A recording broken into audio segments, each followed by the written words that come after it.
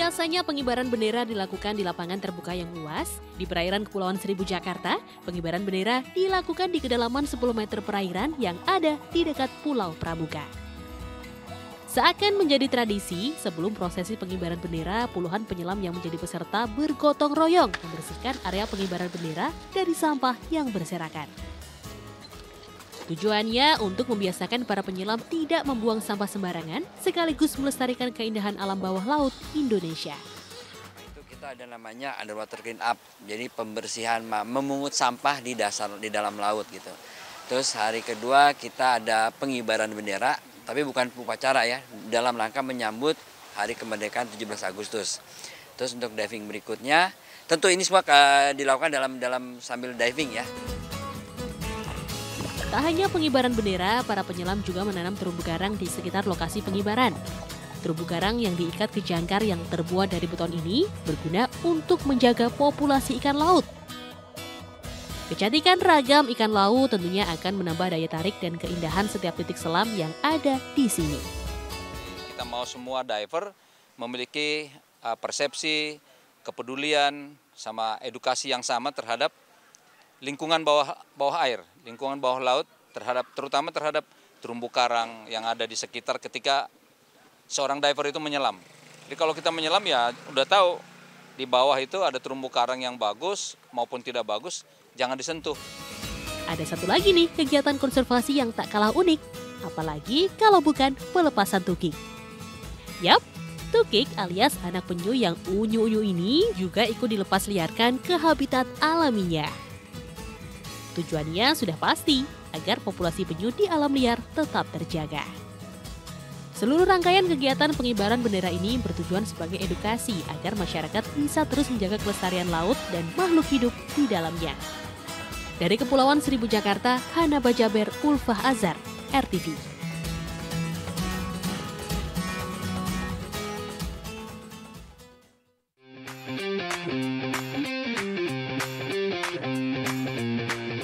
Lebih dari 3.000 masyarakat dari berbagai kalangan tumpah ruah memenuhi perbukitan Kawah Wurung di Desa Kaliayar, Kecamatan Ijen, Bondowoso, Jawa Timur. Dengan mengibarkan bendera merah putih, ribuan warga ini membentuk formasi angka menyambut hari ulang tahun kemerdekaan Republik Indonesia ke-79 di atas ketinggian 1.500 meter dari permukaan laut. Suhu udara dingin disertai kencangnya angin di puncak bukit tak membuat patah semangat ribuan warga. Semangat masyarakat menyambut HUT kemerdekaan dengan mengibarkan bendera di atas perbukitan ini pun menjadi perhatian sejumlah wisatawan mancanegara. Kemeriahan menyambut HUT ke-79 kemerdekaan Republik Indonesia juga tampak di Bandar Lampung. 200 personil gabungan TNI Polri bersama-sama membentangkan bendera merah putih sepanjang 79 meter di Bukit Alslan. Siswa-siswi sekolah dasar pun ikut dilibatkan dalam kegiatan ini. Selain menggelorakan semangat kebangsaan, kegiatan ini juga bertujuan untuk memperkenalkan pariwisata Bandar Lampung ke masyarakat luas. Kita tentunya akan dapat mengisi kemerdekaan ini dengan inovasi pembangunan yang Kegiatan ini diharapkan dapat menumbuhkan rasa nasionalisme masyarakat dan menghargai para pahlawan yang memperjuangkan kemerdekaan Indonesia. Dari Jember, Jawa Timur dan Bandar Lampung, Galih Mega, Ferry Novianto, RTV.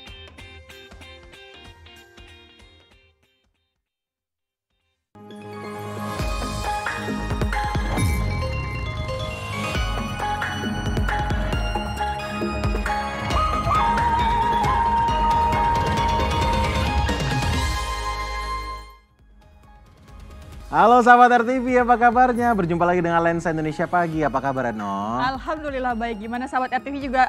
Semoga selalu baik ya. Betul, dan kita tadi sudah melihat ya, sudah mulai banyak merah putih karena sudah dekat dengan 17 Agustus. Lusa nih, kita akan mengikuti berbagai lomba biasanya ya. Biasanya ada lomba, tapi yang pasti juga ikuti upacara, dan upacaranya di IKN. Ini baru pertama, dan RTV, Lensa Indonesia juga akan menyiarkannya pastinya. Betul, jangan lupa untuk tetap di RTV ya sahabat RTV. Dan juga kita hari ini sudah merangkum sejumlah informasi lainnya pastinya bersama saya Retno Ayu. Dan saya Mato Panindia, Lensa Indonesia Pagi selengkapnya hanya untuk kamu.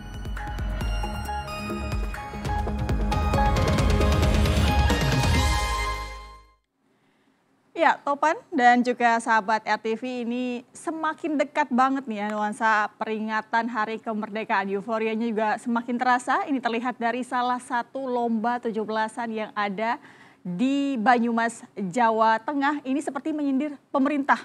Wah, betul sekali. Jadi warga di sana ini menggelar lomba menangkap ikan di jalan desa yang berlubang yang sudah bertahun-tahun tidak kunjung diperbaiki. Seperti apa kerusakan jalannya? Kita cek bersama.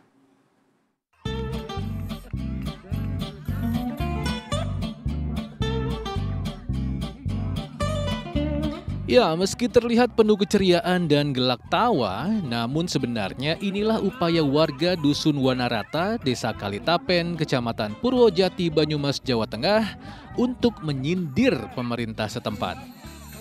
Jadi sahabat, warga sengaja menggelar lomba menangkap ikan dalam rangka Semarak 17-an di tengah jalan yang rusak bertahun-tahun tanpa kunjung ada perbaikan. Peserta lomba adalah anak-anak TK sampai SMP yang harus ditutup matanya sebelum mulai menangkap ikan. Ya, kira-kira seperti ini jadinya.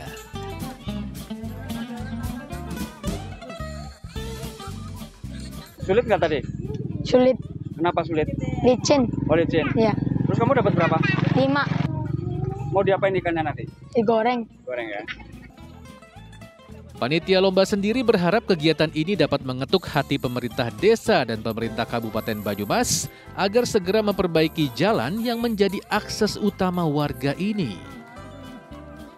Tentunya kami berharap pemerintah bisa melihat kondisi jalan kami yang ada berada di sini yang sudah bertahun-tahun ini belum diperbaiki.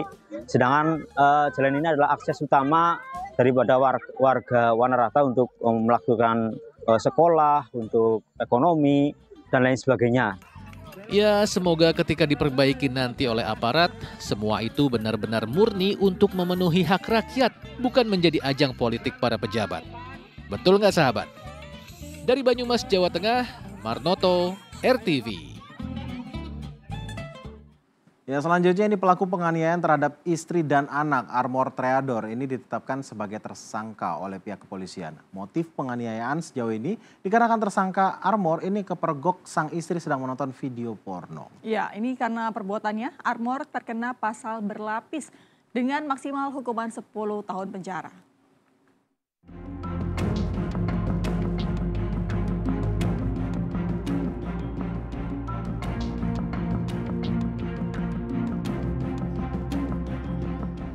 Armor Toreador, suami dari selebgram sekaligus pelaku penganiayaan dengan kekerasan dalam rumah tangga, akhirnya ditangkap dan dijadikan tersangka oleh Satreskrim Polres Bogor. Rabu siang, ganasnya Armor melakukan kekerasan terhadap istri dan anaknya yang masih berusia 1 minggu, kini hanya bisa tertunduk saat digiring polisi dengan mengenakan baju tahanan.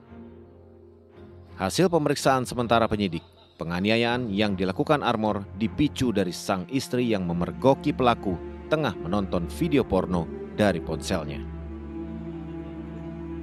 Bahwa motifnya, saya sampaikan mohon maaf, hasil pemeriksaan dari tersangka, mohon maaf saya sampaikan bahwa si tersangka ketahuan menonton video porno. Hasil pemeriksaan tersangka, namun kami ingin menggali pemeriksaan dari korban.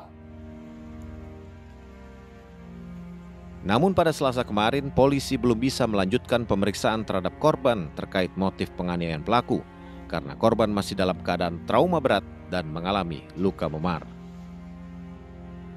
Selain tindak kekerasan dalam rumah tangga, Armor juga dijerat pasal kekerasan terhadap anak dalam Undang-Undang Perlindungan Anak dan pasal penganiayaan dalam KUHP dengan hukuman maksimal 10 tahun penjara ditambah 1/3 dari hukuman maksimal. Dari Bogor, Jawa Barat, Wawan Supriyatna, RTV.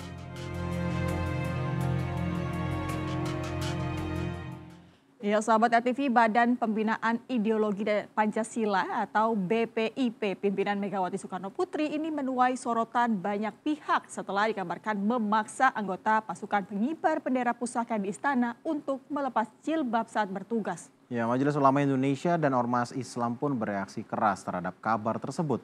Tapi benarkah BPIP melarang anggota Paskibraka berhijab? Mari kita cek bersama.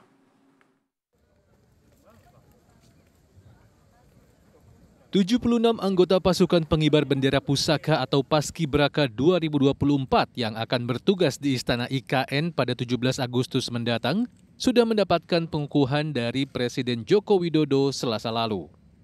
Namun, momen ini sempat menuai sorotan dari pengurus pusat Purna Paskibraka Indonesia atau PPPPI.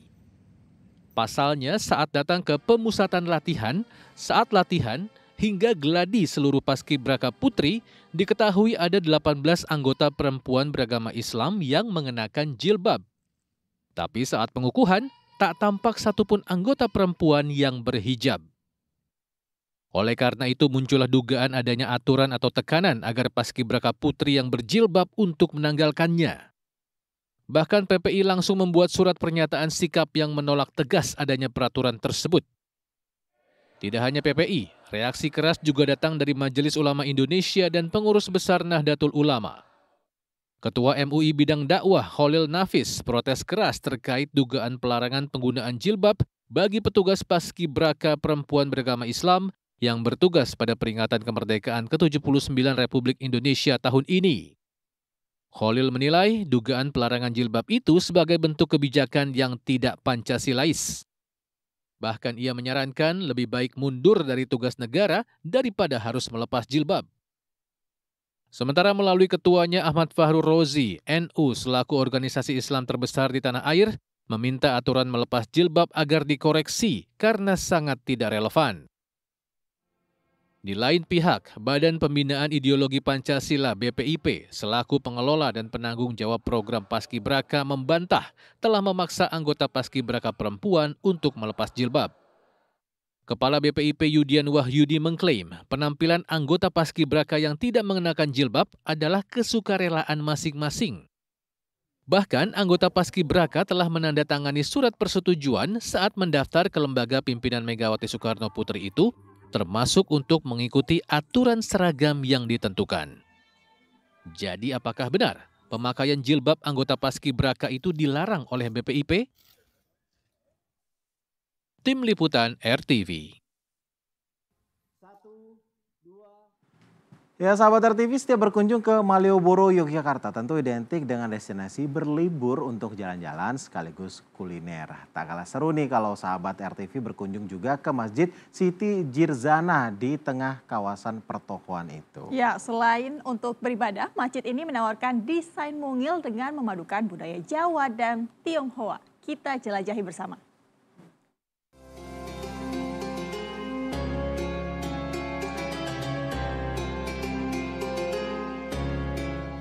Meski mungil dan terletak di tengah keramaian kawasan pertokoan Malioboro, Masjid Siti Jirzanah ini menjadi daya tarik tersendiri bagi pedagang maupun pengunjung. Selain letaknya yang strategis, masjid ini bagaikan magnet dan menjadi simbol perpaduan budaya lantaran gaya arsitekturnya yang memadukan budaya Jawa dan Tionghoa. Berbeda dengan masjid pada umumnya, masjid yang berada di tepi Jalan Margomulyo nomor 25 ini tidak memiliki kubah maupun mustaka. Gaya bangunannya justru dibuat ala Tionghoa dengan hubungan menyerupai kelenteng. Fasad masjid dipasangi tulisan berbahasa Mandarin, yakni Kinzenzi, yang berarti masjid. Sedangkan di bawahnya terdapat jam raksasa. Sejumlah ornamen juga turut disematkan mulai dari piring keramik bercorak khas Tionghoa hingga kaligrafi. Dinding berlapis granit dengan warna biru dan kuning menambah ciri khas Tionghoa. Sementara bagian atap menggunakan plafon didesain menyerap matahari sehingga dapat mengurangi pemakaian lampu. Sebelum dijadikan masjid, bangunan berukuran 6x20 meter ini merupakan toko milik warga keturunan Tionghoa. Kemudian dibeli oleh keluarga mantan wali kota Yogyakarta, Heri Zudianto, untuk dibangun masjid sebagai wujud bakti kepada almarhum ibundanya. Jadi tak heran jika gaya bangunan masjid ini sangat kental dengan budaya Tionghoa. Ini konsepnya karena dibangun karena seperti Tionghoa untuk menyesuaikan keadaan. Di sini kan juga banyak warga Tionghoa. Oh, kayak kampung pecinan gitu nih? Kampung-kampung Cina gitu ya. Sebagian ada juga Muslim Cina ada, sebagian orang pasar itu ada. Terus dipilihnya seperti ini? Konsepnya untuk menyesuaikan. Menyesuaikan sama lingkungan. Biar toleransi ya, agak ketoleransi. Masjid ini kemudian diresmikan tahun 2018 untuk memenuhi kebutuhan umat muslim dalam menunaikan ibadah. Lantaran pada saat itu belum banyak masjid berdiri di kawasan Malioboro. Tapi kalau saya kebiasaan pulang kerja pasti langsung ke sini. Oh, kalau dari sini lebih dekat? Iya, lebih dekat. Kalau dengan kondisi arsitekturnya yang seperti ini, dengan ya Pak? Unik Pak, ya, ada kombinasi Cina sama Jawa. Masjid ini memiliki 2 lantai. Lantai bawah untuk jamaah putri, sedangkan lantai atas untuk putra. Dengan dilengkapi sejumlah fasilitas mulai dari AC, toilet, mukena maupun sarung. Selain itu, pengurus masjid juga menyediakan air minum bagi jamaah secara gratis. Dari Yogyakarta, Maulana Zubair, RTV.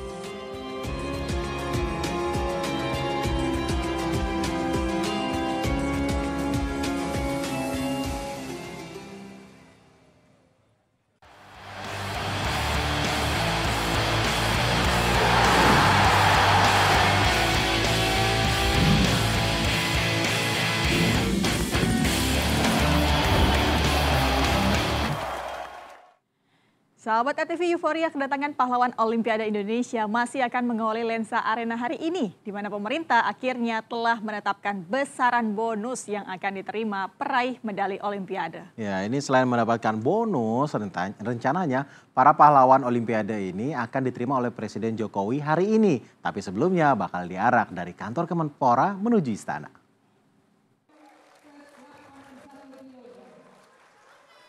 Usai berhasil meraih 2 medali emas dan 1 perunggu di Olimpiade Paris 2024, pemerintah langsung bergerak cepat dengan memberikan bonus bagi kontingen Indonesia, terutama bagi para peraih medali. Capaian 2 emas itu membuat Indonesia menyamai prestasi 32 tahun lalu saat Olimpiade Barcelona 1992. Tapi lebih hebat lagi, kali ini 2 emas itu datang justru bukan dari bulu tangkis yang memang sudah lama jadi tambang emas Indonesia. 2 emas itu diraih dari panjat tebing lewat Fedrik Leonardo dan angkat besi melalui Rizky Juniansyah. Pemerintah sudah menetapkan besaran bonus bagi para pahlawan Olimpiade tersebut. Menpora Dito Aryo Tejo menyebutkan bahwa selain peraih emas yang mendapat bonus 6 miliar rupiah, peraih perunggu akan mendapat 1,6 miliar rupiah. Yang untuk emas mendapatkan 6 miliar. Untuk perunggu mendapatkan 2,750 miliar. Dalam kesempatan menyambut para pahlawan Olimpiade itu, Menpora Dito Aryo juga menyebutkan bahwa pemerintah telah membangun kawasan terpadu training center untuk angkat besi dan panjat tebing di kawasan Cibubur.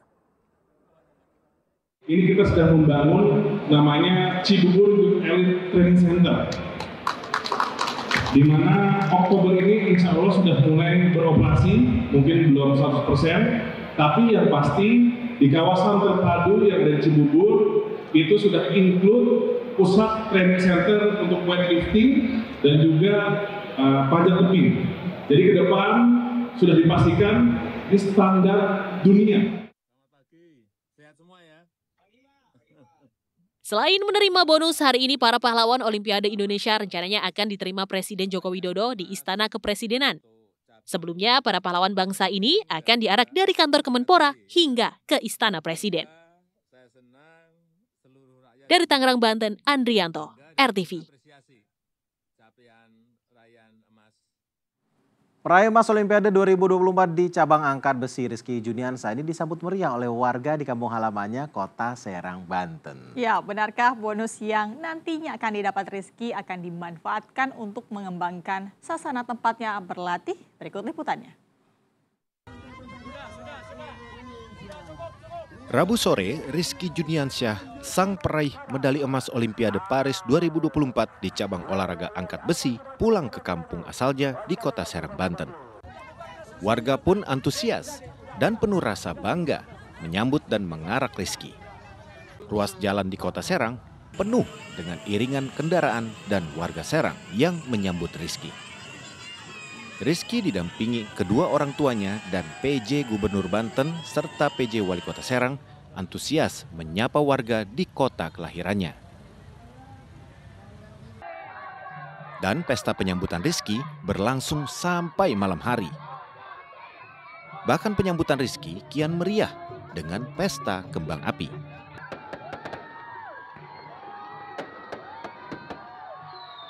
Belum lagi ada acara panggung bagi warga untuk bisa lebih dekat dengan putra daerah pengharum nama Indonesia di Olimpiade ini.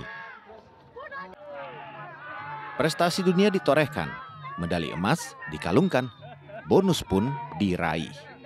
Rizky berniat menyalurkan bonusnya untuk membangun daerahnya, terutama sasana angkat besi tempatnya berlatih.